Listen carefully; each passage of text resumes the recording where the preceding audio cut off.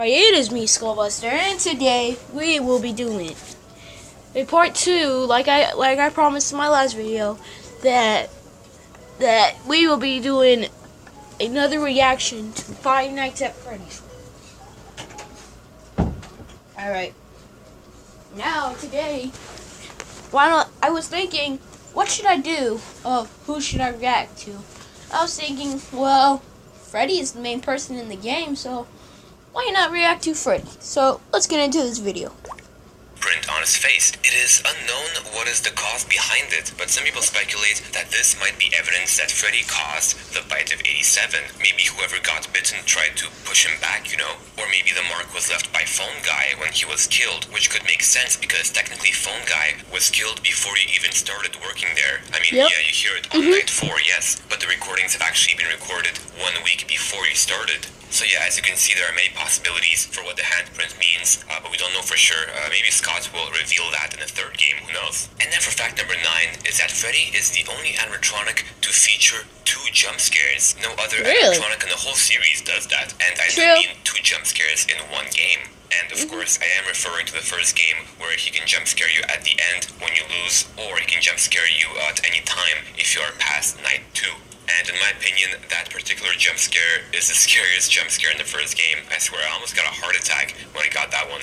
And number 8 is that there is a very strange poster of Freddy ripping off his own head, which might replace the usual Freddy poster in the first game. It is unclear whether that particular poster was put there just to, spook you out, or whether it has any actual meaning behind it. But somebody recently posted a comment that I found interesting where he said that the reason why Freddy rips off his own head is possibly because the kid that possesses him is trying to escape and, move on to the afterlife possibly. Yeah, that makes sense. Number 7 is that Freddy Fazbear looks strangely similar to Disney's Henry. Henry is a 7-foot-tall brown bear who serves as the master of ceremonies for the Disney theme park called Country Bear Jamboree. I mean, look at him. He looks so similar. He's brown. His tummy is a slightly lighter color. He has a bow tie. He has a top hat.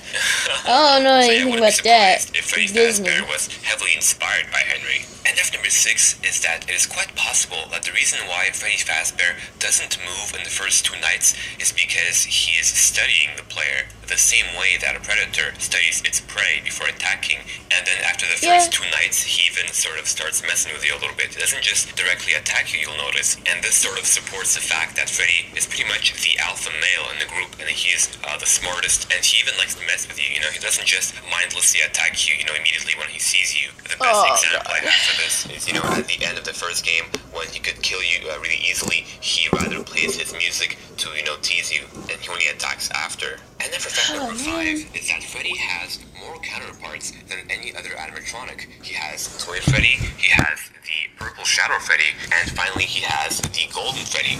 This makes sense, of course, because he is pretty much the main antagonist. I mean, after all, the game itself is named after him. Of course, 2 of his counterparts are possibly illusions or hallucinations. Of course, I'm referring to Golden Freddy and even more so, Shadow Freddy. Both of them which, of course, make your game crash when you stare at them for too long. And then for fact number 4 is that the name Fazbear is very probably a mix between the names Fozzie Bear and Fazzacaz. Fozzie Bear is a very popular Muppet who himself was actually named after Fazzacaz, and Fazzacaz was one of the pioneers behind the animatronic system. Freddy's very interesting when you think about it. Eye mechanisms for Muppets such as Big Bird, and also he was behind the rods and cable control systems used to control small characters such as Rizzo the Rat and Doozers. And then fact number 3 is that Scott actually said that Freddy Fazbear wasn't supposed to move at all, and that originally he was just supposed to stay on the show stage and only to attack you after you run out of power, like he does in night 1 and 2.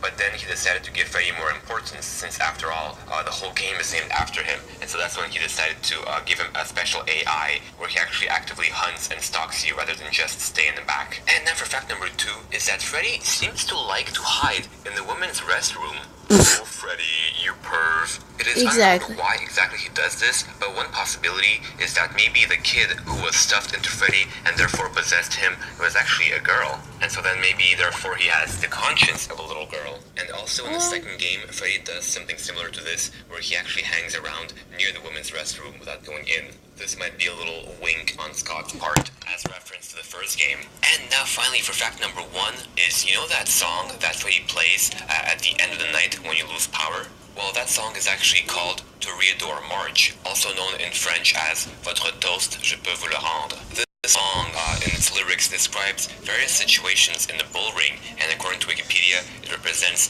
the cheering of the crowds and the fame that comes with a victory. And so in that sense, it might represent a celebration on Freddy's part for winning this sort of quote-unquote contest, and that he's about to kill you. And also I found interesting that in the song's chorus, you can hear, and think well, yes, think as you're fighting, that a dark eye is watching you. So maybe a parallel could be drawn between this sentence and Freddy's eyes.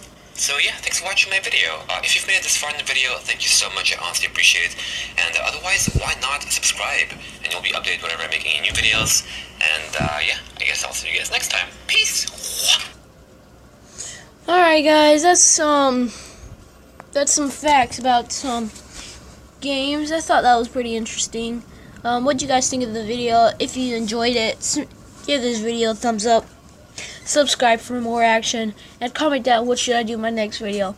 And as always, peace.